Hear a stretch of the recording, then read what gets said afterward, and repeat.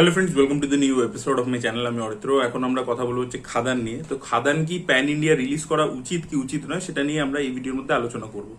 তো দেখুন, খাদানের বাজেট নিয়ে আপনাদেরকে অলরেডি বলেছিলাম, ছবিটা হিউজ একটা বাজেট হয়ে গেছে, 7 crores এর অ্যারাউন্ড বাজেট হয়ে গেছে। ছবিটা হিউজ স্কেলে দেব বানাচ্ছে, পুরোপুরি চেষ্টা করছে, নিজের দিক থেকে পুরো এফর্ট দিচ্ছে আর কি।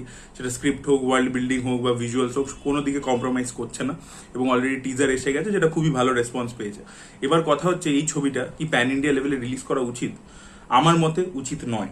কেন আমি বলছি, একটা একটা করে কারণ। সবচেয়ে প্রথমে আপনাদেরকে বুঝতে হবে, এটা আমার কথা নয়, এটা দেবেরই কথা।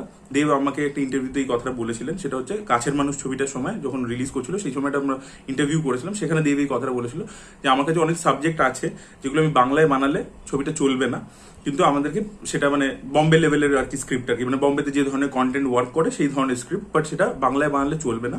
আর তুমি যদি দেখো, যে ছবি প্যান ইন্ডিয়া লেভেলে ওয়ার্ক করেছে, তারা আগে নিজেদের হোম গ্রাউন্ডে বিশালভাবে ওয়ার্ক করেছে, তার পরবর্তীতে প্যান ইন্ডিয়াতে গিয়ে কাঁপিয়েছে। আগে নিজেদের হোম গ্রাউন্ডটা সিকিওর, আর আমাদের বাংলা সিনেমার ক্ষেত্রে হোম গ্রাউন্ডটাই সিকিওর নয়।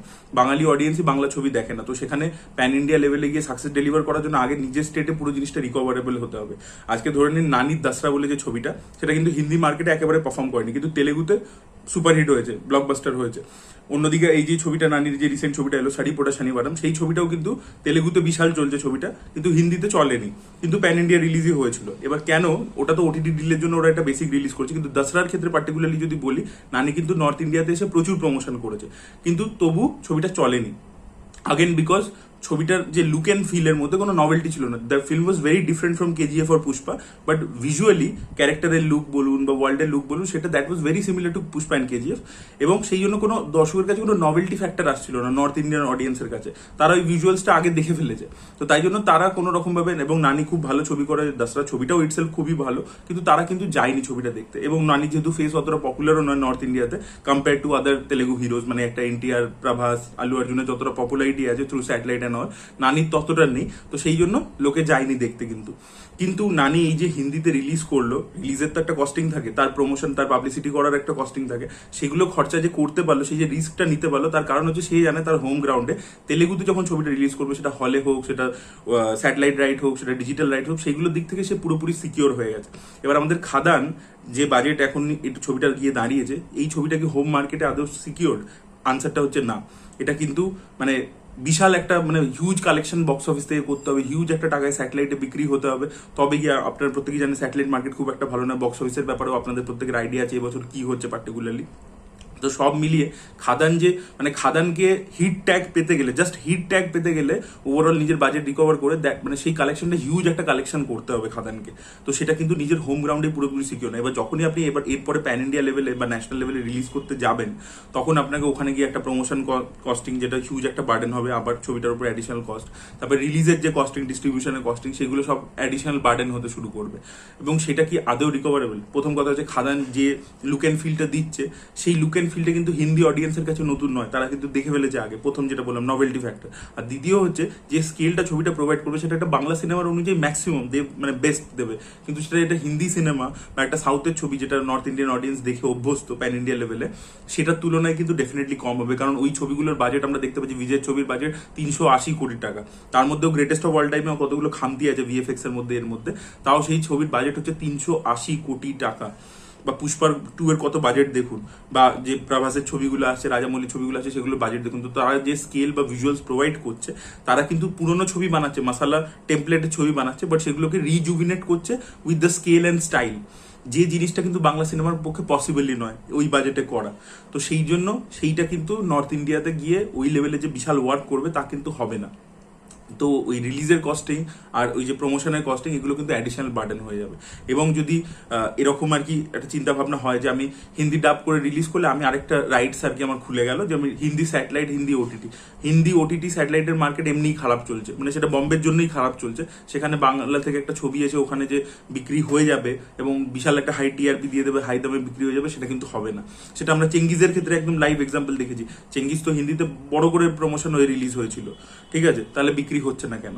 বিক্রি কেন হচ্ছে না তার স্যাটেলাইট বা ওটিটি? ওরম ভাবে হবে না, ঠিক আছে। তো খাদান ওই জায়গাগুলো টার্গেট না করে রাদার হোম গ্রাউন্ডের উপর পুরোপুরি কনসেন্ট্রেট করুক, নতুনভাবে মার্কেটিং করুক। মাল্টিপ্লেক্সে অডিয়েন্সকে আনতে হবে এই ধরনের ছবি দেখাতে। মাল্টিপ্লেক্সে না এলে কিন্তু ওই রিকভারি হবে না। এই ছবিগুলোর মানে বাংলা সিনেমার ক্ষেত্রে পার্টিকুলারলি একটা ডিমার্কেশন আছে যে মাসালা ছবি হলে আমি মাল্টিপ্লেক্সে ঢুকবো না, মাসালা ছবি একমাত্র অডিয়েন্স সিঙ্গেল স্ক্রিনে আছে। কিন্তু বাকি যে ছবিগুলো আছে, কমার্শিয়াল যে ছবিগুলো আসে সাউথ থেকে বা হিন্দি থেকে, সেগুলো কিন্তু মাল্টিপ্লেক্সে দাপিয়ে বিজনেস করে এবং সেই বিজনেসটা কিন্তু হিউজ একটা নাম্বার, সেটাই কিন্তু অ্যাকচুয়ালি বুস্ট দেয়। বা ইভেন দেবেরও যে ব্লকবাস্টার ছবিগুলো হয়েছে, প্রজাপতি হয়েছে, তারও কিন্তু একটা হিউজ চাঙ্ক কিন্তু এসছে হচ্ছে মাল্টিপ্লেক্স থেকে। তো মাল্টিপ্লেক্স কিন্তু অ্যাকচুয়ালি টিকিটের প্রাইস যেহেতু বেশি হয়, একটা হিউজ কালেকশন করতে হেল্প করে দেয়, ঠিক আছে? তো সেইটা কিন্তু খাদানের ক্ষেত্রে করতেই হবে, দেব সেইভাবে ফাটিয়ে প্রমোশন করতে হবে। ক্রিসমাসের উইন্ডোতে রিলিজ করছে, 11 দিনের একটা লম্বা উইন্ডো আছে ছুটির, কিন্তু তাকে মাল্টিপ্লেক্সে অডিয়েন্সকে ঢোকাতে হবে, ক্রাউডকে পুল করতে হবে, তার জন্য কোনো স্ট্র্যাটেজি বানাতে হবে। That is the only way যে এই ছবিটা একটা বিগ টাইম ওয়ার্ক করতে পারে। এবং তার সাথে যদি ছবিটা তো দেখুন আমি দেখিনি, যদি ছবিটার মধ্যে কোনো পলিটিক্যাল অ্যাঙ্গেল থাকে, মানে অ্যাকচুয়াল আমাদের এখানকার রিয়েলিটি, এখানে যে কয়লা আপনার প্রত্যেকেই জানেন কয়লাস ভাঙে, সেইগুলো যদি থাকে, সেগুলোকে যদি হাইলাইট করতে পারে, তাহলে কোথাও গিয়ে জেনারেল যে অডিয়েন্স আছে, মানে এই যে ইয়াং ক্রাউড, তার বাইরে যে জেনারেল অডিয়েন্স, যে ফ্যামিলি অডিয়েন্স, যে বয়স্ক অডিয়েন্স, তারাও কিন্তু তখন ইন্টারেস্টেড হতে পারে। যখনই পলিটিক্যাল অ্যাসপেক্টটা তারা খুঁজে পাবে বা এই রুটেড ফ্লেভারটা পাবে, তখন তারা আসতে পারে। তো সেই পাবলিসিটিটা, সেই ওয়ার্ড অফ মাউথটা কিন্তু দরকার আছে, তবেই সেই অডিয়েন্সটা কিন্তু কনভার্ট হবে। যে অডিয়েন্সটা কিন্তু, যে ফ্যামিলি অডিয়েন্সটা কিন্তু কখনোই একটা বাংলা মাসালা কমার্শিয়াল ছবি দেখে না, সেই অডিয়েন্সটা তখনই একমাত্র আসতে পারে। তো সেই ধরনের মার্কেটিং, সেই ধরনের ছবিটার কনটেক্সট, সেই যে ধরনের পাবলিসিটি, সেগুলো সব কিন্তু দরকার আছে ছবিটা। এবং দেবের ব্যাপারে যদি বলি, দেব কিন্তু এই জিনিসটা জানে, তাই জন্য বাঘাযতীন যখন সে হিন্দিতে রিলিজ করেছে, সে কিন্তু একদম মিনিমালিস্টিক প্রমোশন করেছে, যেখানে কিন্তু সে বিশাল খরচা করেনি, খুব নমিনাল খরচা করেছে এবং একদম রিলিজও কিন্তু বেসিক দিয়েছিল, সে টেস্ট করে দেখছিল। এবং বাঘাযতীনের আমরা দেখেছি যে হিন্দি রিলিজের কিন্তু রেজাল্ট খুব একেবারেই ভালো নয়, কারণ সেইভাবে রিলিজ হয়নি এবং সে দেখে নিয়েছে যে আমার ওইভাবে হবে না।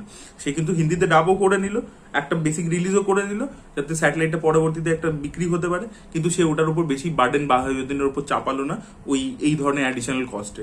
কিন্তু এই জিনিসটা দেব অনেক আগে থেকেই বুঝে গেছে এবং সেই জন্য সে করেনি, এবং আমি বলবো ভালো করেছে অ্যাকচুয়ালিতে, সেটা ভালো করেছে। এই স্ট্র্যাটেজিটা দেখবেন এসভিএফও করে, যে ডাব করিয়ে নেয় এবং একটা বেসিক রিলিজ করে দেয়, কিন্তু তারপরে সেটাকে আর কি বার্ডেন করে না, যে এক্সট্রা আমি বিশাল করে রিলিজ করছি, বিশাল খরচা করে পাবলিসিটি করছি, দরকার নেই, কারণ ওটা ওয়ার্ক করবে না।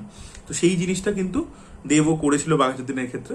তো দেখা যাক আর কি এবার খাদানের ক্ষেত্রে সে কি করে। আমার মনে হয় না এই ছবিটার উপর আর কোনো অ্যাডিশনাল বার্ডেন, প্রেশার চাপানো উচিত আর কি। তো দেখা যাক কিরকম হয়। আমার তো টিজার তো হেভি লেগেছে, এবার দেখা যাক আপনাদের বক্তব্য কি, আপনাদের কি মনে হয়, প্যান ইন্ডিয়া রিলিজ করা উচিত নাকি এই লোকাল মার্কেটের উপর বেশি করে ফোকাস করা উচিত?